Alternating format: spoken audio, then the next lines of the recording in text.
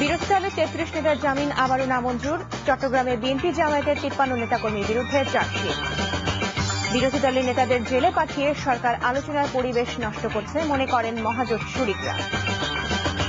ঢাকার আশেপাশে উপশহর গড়তে বিনিয়োগ করবে ভারতের শিল্প গ্রুপ সাহারা, সমঝোতা স্মারক স্বাক্ষরিত।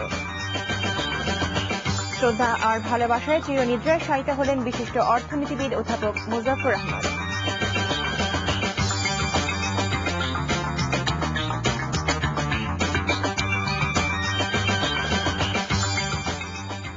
আসসালামু আলাইকুম, সবাইকে স্বাগত জানাচ্ছি এনটিভির সকালের খবরে। একে এসটিএমটি বা শিরোনাম শুনছিলেন, এবার পুরো খবরের সাথে আছি কানিজ ফাতেমা লোপা।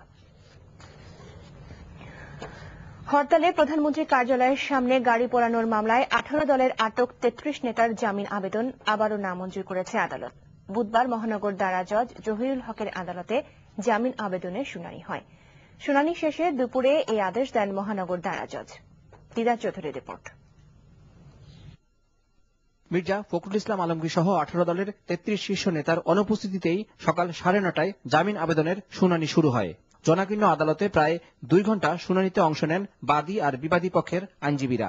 আসামি পক্ষ থেকে বারবার আদালতকে বোঝানোর চেষ্টা করা হয় অভিযুক্তরা রাষ্ট্রের সম্মানীয় এবং পরিচিত মুখ, তাদের পালিয়ে যাওয়ার সম্ভাবনা নেই।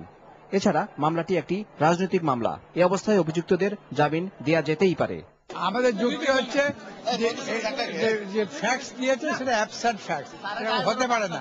আর দ্বিতীয়ত ওই সময় এই সমস্ত নেতারা ওখানে যাবেন কেন?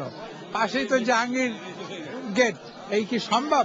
আর তাছাড়া যে ধারায় দিয়েছেন সে ধারা বেলেবল অফেন্স, বেল পাচ্ছে আমি বাদ এন্টাইটেলড টু বেল, সেই হলেই তো হয়ে গেল, বেশি কথা বলার কি দরকার? তবে রাষ্ট্রপক্ষ থেকে একাধিকবার দাবি করা হয় দ্রুত বিচার আইনে দায়ের করা এই মামলায় জামিন চাওয়ার যৌক্তিকতা নেই। এছাড়া অভিযুক্তরা জামিন পেলে দেশে আবারও নৈরাজ্য সৃষ্টি হতে পারে। এসব যুক্তি দেখিয়ে অভিযুক্তদের জামিনের বিরোধিতা করে রাষ্ট্রপক্ষ।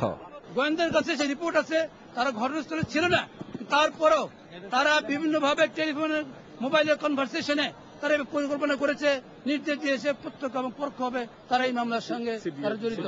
এবং এই ব্যাপারে গোয়েন্দা সংস্থার কাছে সিডি আছে, আমাদের কাছে রেকর্ড আছে। এই পর্যায়ে আমি আদালতকে বলেছি যে অন মেরিট তারা এই মামলায় জামিন পাবে না।